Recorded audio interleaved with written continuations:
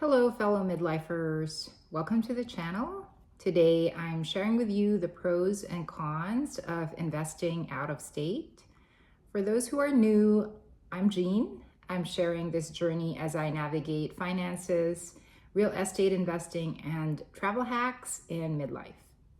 I started my real estate journey and bought my first rental at 40.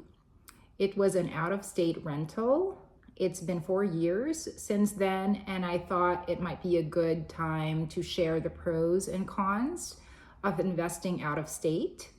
This is my personal experience. My hope is that this will be helpful for those who are considering this option. Before I bought my first out-of-state rental, I had so many fears, questions, and hesitations. In order to overcome this, I educated myself and read a lot of books on real estate investing. It took me more than a year before I actually pulled the trigger. Education takes time, and I might be a slow learner.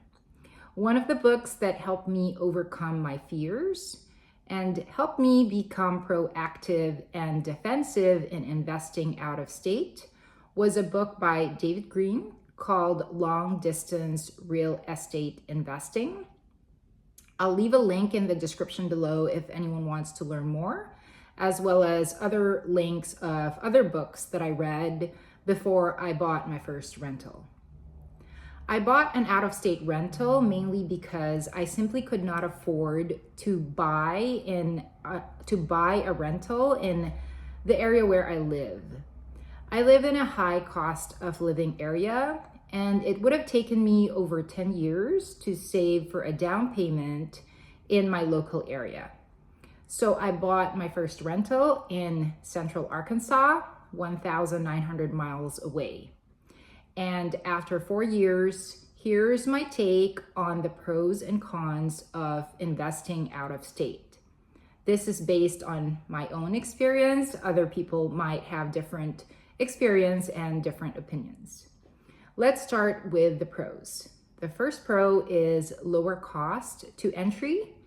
I was able to purchase a rental for $123,000 at a down payment of 20%. The down payment that I put down was only $24,600. Compare this to houses where I live, where a house would cost close to $1 million.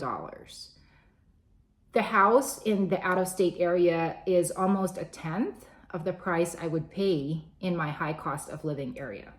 The second pro is that we have access to technology.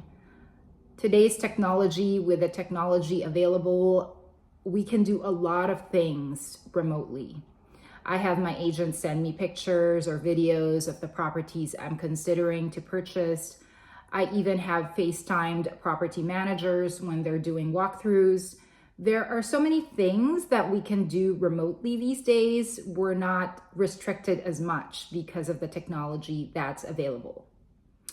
The third pro is that there's more options when you're investing out of state.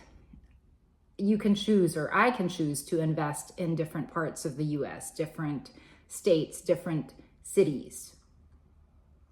And the fourth pro is that it forces me to have systems and processes and teams. Because I'm not there physically, I need to create systems and processes and be strict with those systems and processes. For example, my bookkeeping, to make sure that nothing falls through the cracks. Let's move over to the cons. The first con is that it's not easily accessible to me when there's an emergency. I can't physically double check that the property is really locked up. One time a contractor was doing work on my property and they forgot to lock it up. It's a good thing nothing bad happened, but these are the kinds of things I worry about, that I can't physically go there and double check things myself.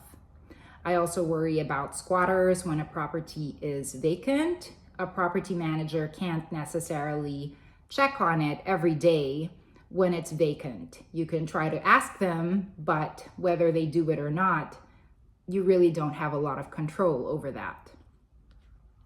The second is, it's also a pro, but it's also a con. I need to rely on the people who are on the ground.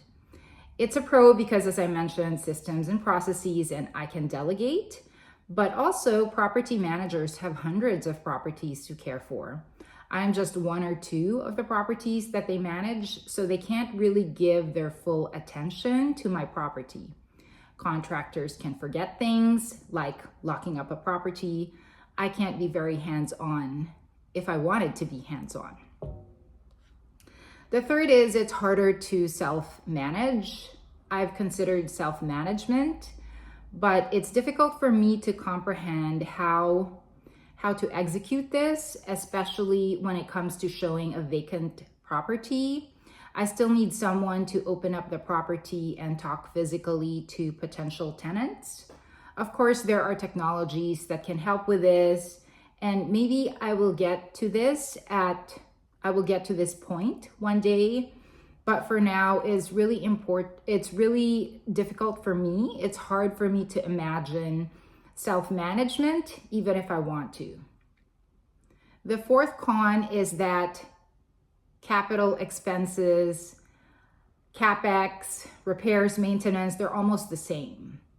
This is one of the things that I overlooked when I invested out of state.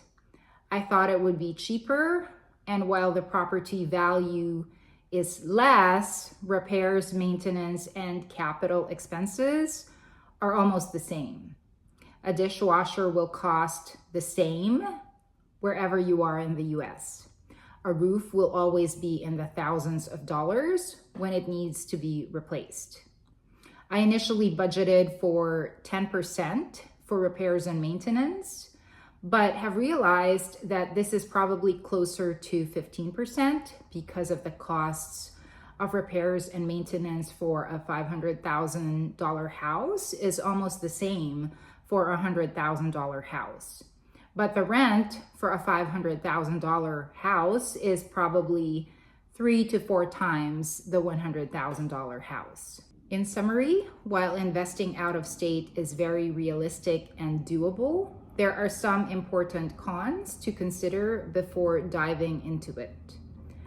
I think it's still worth it for me, but I hope this video helps someone uncover some of the blind spots that I had and also see some of the advantages if you're considering it. I'd love to hear your thoughts. How do you feel about investing out of state? What are some of the pros and cons that I missed? Please go ahead and leave a comment. I love hearing from you. If this video helped you, I hope you would consider subscribing. If you think it could help someone, please do share, and I would appreciate a like as well. Thanks so much for watching, and I'll see you in the next one.